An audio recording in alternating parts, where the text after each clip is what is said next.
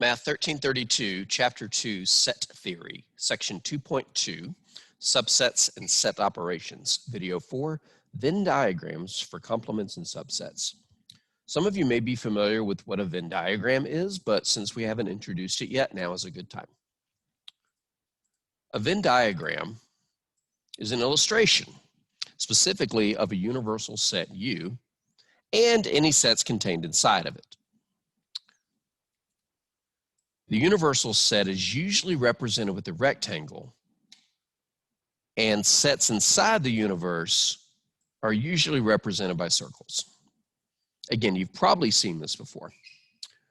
To show you an example of a Venn diagram and a set inside of it, or a subset of the universe, I should say, let's take a look at the example where our universal set contains the numbers 1 through 10, and set A contains 2, 3, 5, and 7. To draw a Venn diagram, you start with the rectangle, and to label it as the universe, you typically put a capital U right above it on the left. You can put it anywhere, but that's where I usually put it. To represent set A, we're going to put a circle inside of here. And to indicate that it represents set A, we're going to put a capital A next to it. Now the fun part, if there's a fun part. We need to drop every element of not only set A, but the universe in this picture. Let's start with set A. Since set A contains 2, 3, 5, and 7, then the circle representing set A needs to contain inside of it 2, 3, 5, and 7. And it really doesn't matter where you put them in the circle, as long as they are inside of circle A.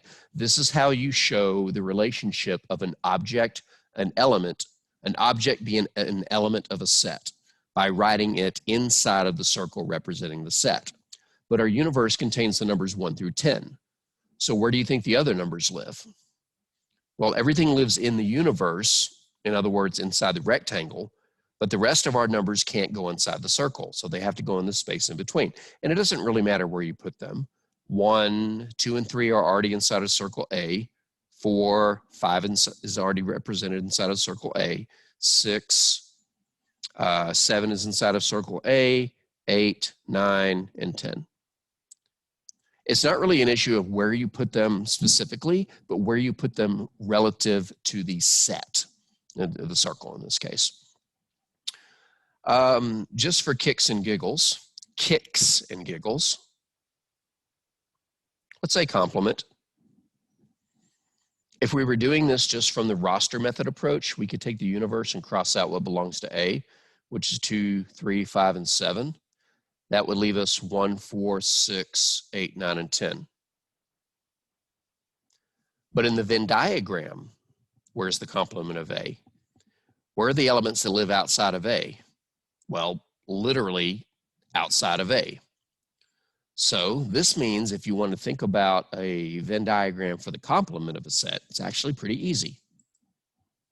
To represent a complement in a Venn diagram, you need a rectangle for the universe, a circle to represent whatever set you're taking the complement of, which in this case is, we're calling set A. But where would the complement of A live? Well, if you're in A, then you're literally inside of A. If you're in the complement of A, you are outside of A, literally. So if you wanted to, you could represent the complement of A by shading in everything outside of A. So that shaded in part represents a complement. So literally outside of circle A. Let's do an example where we locate the elements of a set when all we have is a Venn diagram. Use the following Venn diagram to list the elements of a complement. Don't overthink it. Visually, complement means outside of. So I'm literally asking you, what are the elements outside of circle A? In alphabetical order? Well, actually, they don't have to be in alphabetical order, so let's forget I said that. But I will cross them out as I represent them. A is outside of the circle A, lowercase a, I should say. Lowercase h is outside of circle A, as is lowercase f. The advantage to crossing them out is that we'll be able to see if we left some out. D and B. What about this guy? Does he go in there? No, that U is not an element, it is the set. It is the collection of elements, so it's not an actual element itself. So finding the complement of a set in a Venn diagram is crazy easy. You literally just look outside the circle representing the set whose complement you're taking. But what about subsets? Well, let's just take a look at an example about how we would have to represent subsets visually in a Venn diagram. The difference here is that we have two sets inside of our universe. Our universe is still the numbers 1 through 10, but now we have two sets that we're going to represent. And since we have two sets, we're going to need two circles.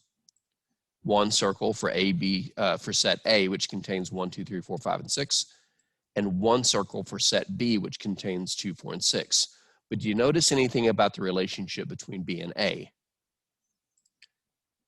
If you said one is a subset of the other, you would be correct. Every element of B is also an element of A. So you could argue that set B is inside of set A. It's literally hiding inside of there. So we can and will write that B is a subset of A. But how would this look visually? Well, let's start with set A. So we need a circle for it. All right, here is set A. And we could just arbitrarily write the numbers 1, 2, 3, 4, 5, and 6 in there. But notice that set B contains 2, 4, and 6, and it needs its own circle. Where in this Venn diagram should I put a circle for B? Over here? No, because everything in B is also inside of A. So where should the circle for B go since B is a subset of A? Literally inside of A. Inside of A.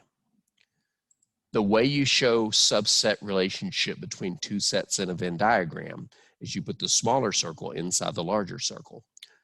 And to finish this picture, let's go ahead and drop all the elements inside of here. All right, so we've got three places that we can put things: outside of A, inside of B, or between A and B. Let's just go one element at a time. Where should the 1 go? Since 1 belongs to A, it's inside of A, but it doesn't belong to B, so it's outside of B. The number 1 has to go in between the two circles. However, the number 2 belongs to both A and B, so it has to go inside of B. Do I also need to put it up there? No, because now I'm representing it twice. But from this picture, because the number 2 is inside the B circle, that's implying that it's an element of B, which it is. But the number 2 is also inside the A circle, which is good because 2 belongs to A. Where would 3 go? Well, 3 belongs to A but not B, so it has to be inside the A circle but outside the B circle. The number 4 belongs to both sets, so it has to be inside of both circles. The number 5 is in A but not B, so it has to be inside the A circle but outside the B circle. The number 6 belongs to both sets, so it has to be inside of both circles. And then the remaining elements of the universe, 7, 8, 9, and 10, don't belong to any circle. So 7, 8, 9, and 10 have to be outside of each circle. Doesn't matter where you put them as long as they are outside both circles. But again, the way you show the subset relationship between two sets in a Venn diagram is you draw one circle inside of another. Now, just a warning, when you have two sets, there's no guarantee that one always belongs inside of the other, only if one is a subset of the other.